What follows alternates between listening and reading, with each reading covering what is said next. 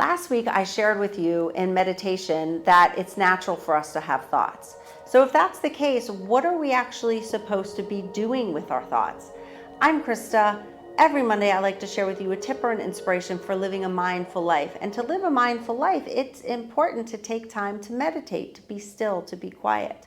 The trick is that when we meditate, it's not about having no thoughts. It's about replacing the random thoughts that come into our mind with a specific thought, an anchor. And that anchor could be your breath, it could be a mantra or an affirmation, a word or a phrase that you repeat over and over again.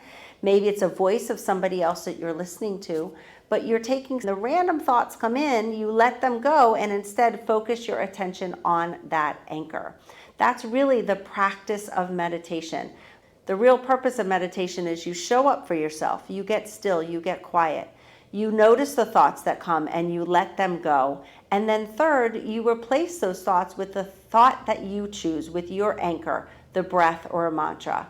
I want you to try and meditate this week. If you still have other challenges, please let me know so I can address them in a future Mindful Monday. I hope you have a beautiful, peaceful day. Namaste.